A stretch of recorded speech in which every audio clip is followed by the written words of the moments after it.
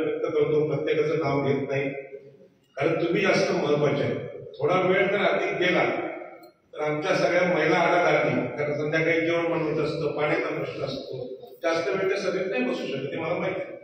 म्हणून मी सगळ्या ताईंबद्दल आदर व्यक्त करतो आणि क्षमा पण मागतो. आपल्यातली एक ताई किंवा मावशी जी असायला होती, विचार मंचावर असायला होती, कारण आपल्या संविधानाने स्त्रियांना आणि पुरुषांना समान अधिकार दिलेले आहेत. पूर्वीचा काळ आता गेला. मुद्दा असा आहे की ही सभा मंदिरामध्ये आहे, हनुमान मंदिरामध्ये. माझा जन्म चिंचोटी गाव म्हणून अलिबाग तालुक्यात तिथे झाला. माझ्या गावात पण हनुमानाचं मंदिर आहे. हे लहानपणापासून हनुमानची भक्ती करत करत आम्ही इथपर्यंत आलो. पण हे मंदिर मला यासाठी आवडलं कडू साहेब, या मंदिरामध्ये जो पहिला श्लोक आहे की मनोजवम मारुतले वेदम जितेंद्रियम बुद्धिमत्ता वरिष्ठम वातात्मजम मानवितमुत्यम श्रीरामदूतम शरणम प्रपद्ये. हा जो श्लोक आहे, त्या श्लोकामध्ये एक महत्वाची गोष्ट सांगितलेली आहे की आपण हनुमानाकडे शक्तीची देवता म्हणून बघतो. माई मंदिर वगैरे म्हणून हनुमान ताकदीची देवता आहे. पण त्यामध्ये एक वाक्य आहे की या देवामध्ये प्रचंड अशी बुद्धिमत्ता आहे. म्हणजे रामायणामध्ये जे युद्ध झालं ते युद्ध बुद्धिमत्तेवर खेळलं गेलं. हनुमान हे बुद्धिमत्तेचं सुद्धा प्रतीक आहे. आपला आगरी समाज तब्येतीने खूप मजबूत आहे, पण बुद्धीचा वापर फार कमी करतो आणि म्हणून ऐन लढाईत त्याचा पराभव होतो. पण आज ही सभा मंदिरामध्ये लागलेली आहे आणि तुमच्या गावकऱ्यांना माहित आहे की हनुमान ही बुद्धिमत्तेची देवता आहे. आणि आम्ही आज आमचे ते 2 वकील बसलेले अत्यंत बुद्धिमान आहेत. सागरकर मी सांगितलं की बाबा मी नंतर बोलेन, बुद्धिमत्तेचं हे प्रतीक असतं. आजचा विषय काय आहे तेवढंच आपलं बोललं पाहिजे. उच्च न्यायालयात गेलं, सर्वोच्च न्यायालयात गेलं, वकील जर ताळ सोडून बोलायला लागला, न्यायमूर्तीचा ठेवा बाजूला, कारण तिथे वेळ महत्वाचा आहे. याच पद्धतीने आजचा वेळ खूप महत्वाचा आहे. आणि म्हणून हा जो इथे हे आहे शिडकोनी काढलेला निवडणुकीच्या पूर्व काळात जो GR काढला, त्या GR बद्दल मी भाषण केलं होतं. तिथे आमचे हे होते भाई मित्र होते आणि त्यामध्ये फार काही भाषण न करता हनुमानाचं उदाहरण देऊन मी याची चिरफाड केली होती.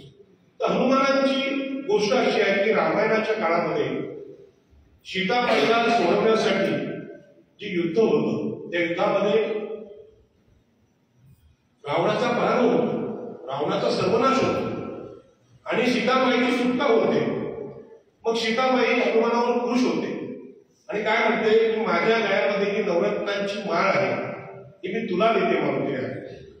तर मारुतीराया बुद्धिमत्तेचं प्रतीक आहे. हा श्लोक आज आपण ऐकलाय, तर म्हणजे याच्यावर तासभर प्रवचन व्हायला पाहिजे मंदिरात पहिल्यांदा, तेव्हा आपल्या लोकांची बुद्धी जागी होईल. हनुमान काय सांगतात की सीताबाई तुम्ही मला नवरत्नांची माळ दिलेली आहे, पण मी चेक करतो यात माझ्या कामाचं काय. तर ते मणी आहे नवरत्नांची माळ, हनुमान दाताने फोडतो. तर सगळेजण बघतात आणि एवढी मोठी नवरत्नांची माळ दिली तर दाताने फोडतोय हनुमान. हनुमान म्हणतात की ह्या नवरत्नांमध्ये राम नाही आणि राम नाही म्हणून ही माळ मला शून्य आहे. एवढी रामावर भक्ती असते. तशी हा जो GR आहे शासनाने काढलेला, त्या GR मध्ये एक वाक्य आहे की जमीन तुम्हाला भाड्याने देऊ. आता भूमिमंत्र हजारो वर्ष इथे आहे. शिडको तर आता आलेले 70ला आणि आमच्याकडे शिडको आली, त्यांनी आमच्या सगळ्या जमिनी घेतल्या आणि राहिली फक्त गावं. आणि ती गावामध्ये आमची मालकी स्वयंसिद्ध आहे. कुठलाही कायदा लावा, वकील आपल्याच्या समोर आहे. ऍडव्हर्स पोझिशनचा कायदा आहे, खून कायदा आहे, पुराव्याचा कायदा आहे. आम्ही जमिनीचे मालक आहोत. जे आपले वकील ते कोर्टात केस दोन्ही वकील जिंकू शकतात. मग आम्ही मालक असताना जर शिडको आम्हाला भाडेकराराने हा करार देत असेल, हा करार फाळायला होता आमच्या आमदारांनी, आमच्या खासदारांनी. आम्हाला भाडेकरार मागे नाही, राम नाहीये. राम नसेल ते नवरत्न असते, नाही तर 900 रत्न असू दे, आम्हाला काय करायचं. अशी बुद्धिमत्ता ज्या गावकऱ्यांमध्ये असते त्यांना फार मोठं भाषण करायची गरज लागत नाही. आणि म्हणून हनुमंतासाठी, भगवंतासाठी, त्यांच्या बुद्धिमत्तेसाठी आणि ही गावकरी मंडळ आहे मुळेकर, कोळीवाडा, कुमारवाडा, त्यांना मी धन्यवाद देईन की हा जो श्लोक इथे लिहिला समोर हा आपल्याला जागर करणार आहे. बुद्धिमत्तेचं प्रतीक आहे. आणि इथल्या अध्यक्षांचं कौतुक मी यासाठी करेन, गावठाण जर मिळवायचं असेल तर कायद्याच्या भाषेत तुमचं गावठाण नोंदणीकृत असलं पाहिजे, रजिस्टर असलं पाहिजे. ते अध्यक्षांनी काम केलेलं आहे. अध्यक्षांसाठी जोरात काय वाजवा, कारण तुमचं गाव कमिटी आहे ही गोष्ट महत्वाची आहे. आता तुम्ही इकडे रोडागिरी पाहिला असेल सेक्टर, त्याच्यामध्ये अनेक इमारती झाल्या, काही मध्ये 200 फ्लॅट आहेत, 300 फ्लॅट आहेत, पण ते लोक असंच राहत नाही. त्यांची सोसायटी रजिस्टर आहे, त्याला अध्यक्ष आहे, सचिव आहे, खजिनदार आहे. पाणी गेलं की त्या अध्यक्षाला फोन करतात, साहेब पाणी गेलं, लाईट गेली, कारण त्याच्यात नेमणूक केलेली आहे. तसं आजच्या कार्यक्रमामध्ये ही जी गाव कमिटी आहे ती अत्यंत महत्वाची आणि म्हणून हा जो विषय आहे हा भाषणाचा विषयच नाही. हा निवडणुकीच्या पूर्वकाळात जी आला आणि आजचा दिवस या सभेचा यासाठी महत्वाचा आहे की आज शिवकोणी टेंडर काढले. काय टेंडर काढलं की गावांचा आम्ही सर्वे करणार आणि त्यामध्ये एक शब्द आहे, यामध्ये घरं कुठली पात्र आहेत आणि कुठली अपात्र आहेत हे आम्ही ठरवणार. तर पात्र अपात्र म्हणजे काय, शाळेतल्या भाषेत मुलांच्या भाषेत पास नापास, म्हणजे पास कोण होणार त्यांच्यात ठरवणार ते आणि नापास कोण. आता काहींची घरं नापास होणार, काहींची पास होणार. तुम्हाला आश्चर्य वाटेल की हे मंदिर आहे, हे मंदिर याची ट्रस्ट आहे की मला माहित नाही, गावाची ट्रस्ट आहे, पण मंदिराचा सातबारा कोणाच्या नावाने आहे माहित आहे अध्यक्ष? हा, मला ती पाटील कंपनीच्या नावावर आहे.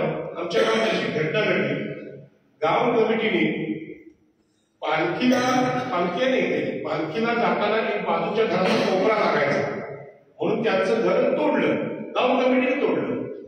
तोडल्यानंतर केस पोलीस स्टेशनला गेली की हनुमानाच्या पालखीला त्रास होतोय म्हणून घर तोडलं. त्या घर तोडणाऱ्या माणसाने पोलीस स्टेशनला केस केली. हनुमानाची पालखी जात नाही, तुम्ही आमचं घर तोडलं, पण हनुमान मंदिरसाठी जागा जागी दिली असेल तर अधिकृत कोण आणि अनधिकृत कोण. आणि मंदिर कमिटीने ते मंदिर आपल्या नावाने जमीन केली नव्हती. इन्स्पेक्टरचा मला फोन आला, पाटील साहेब काय करायचं की अशी तक्रार आहे. अहो जागेचा मालक पाटील आहे, जागेचा मालक आहे तो अजून देवाच्या नावाने जागा झालेली नाही.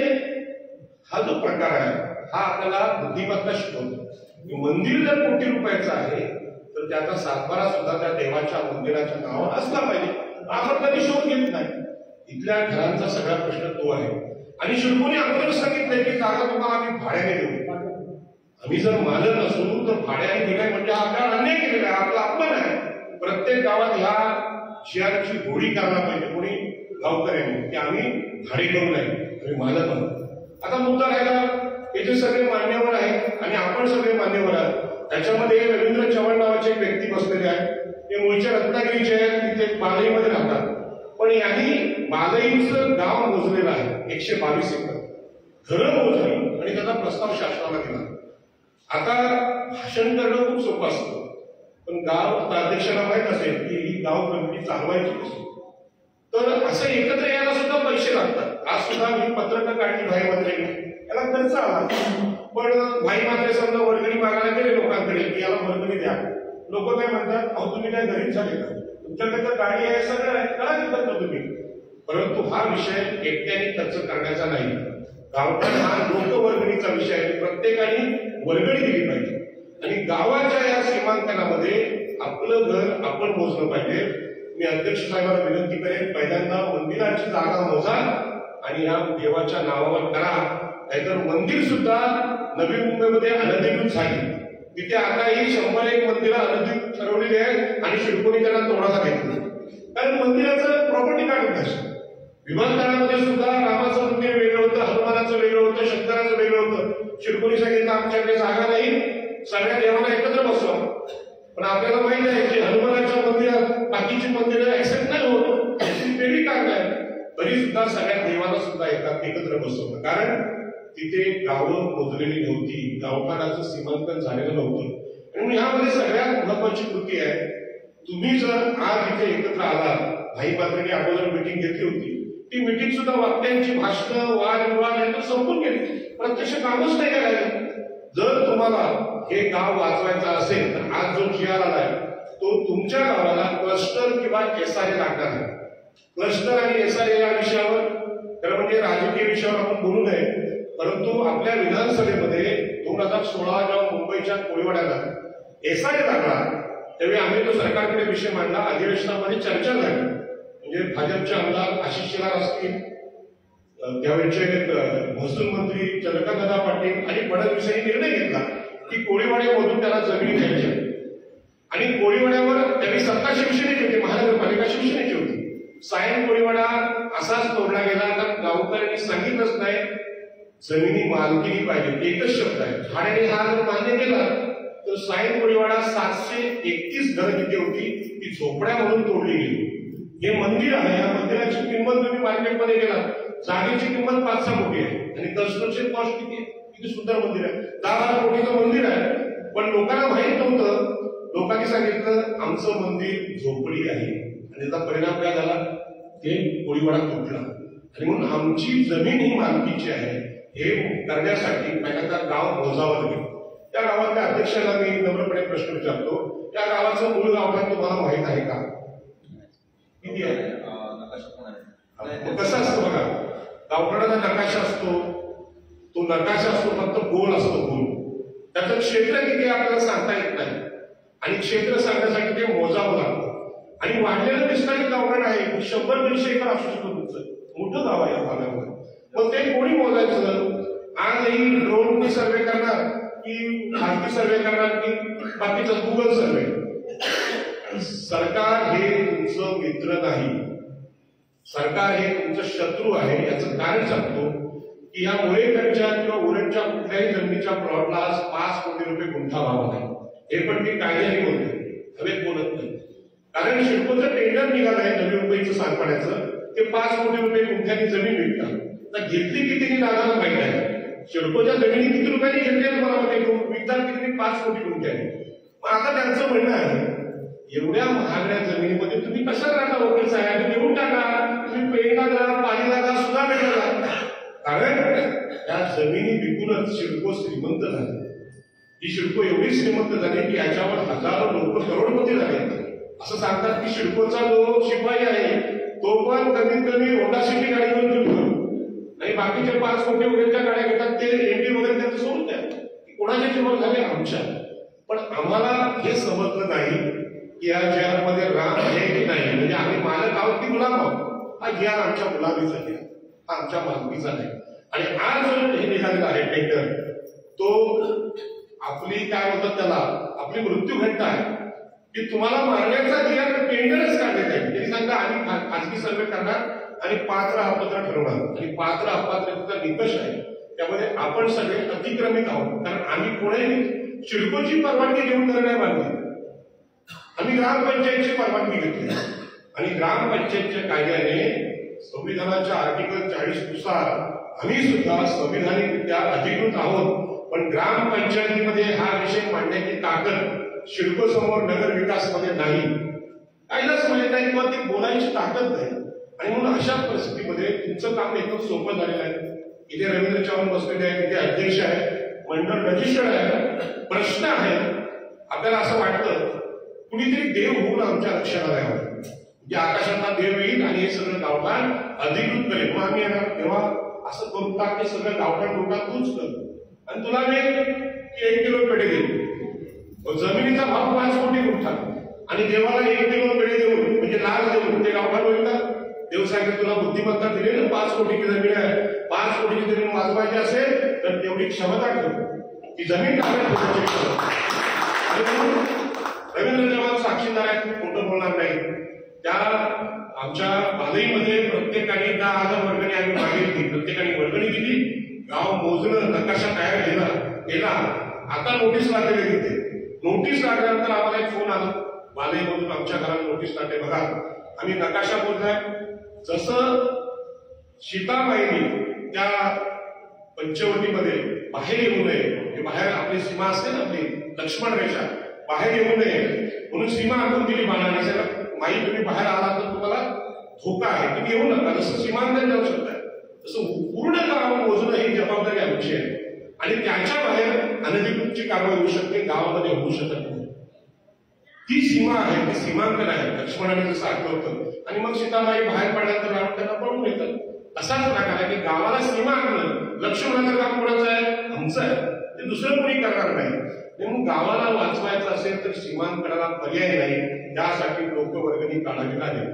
भाई मात्र बोलणार नाही. आमच्या सगळ्या आगरी कोळी कारण्यांना एक छंद आहे शेख होण्याचा. म्हणजे आता मी नाव नाही घेत शेठ लोकांची, पण सगळे शेठ आहेत. शेठ आहेत तर लोक काय बोलतात, गरीब लोक, अरे तुम्ही शेठ आहात तर तुम्हीच खर्च करा, आम्हाला कशाला सांगता. लोकशाहीमध्ये शेठला मान्यता नाही. शेठला पण एकच पद आणि सामान्य माणसाला एकच पद.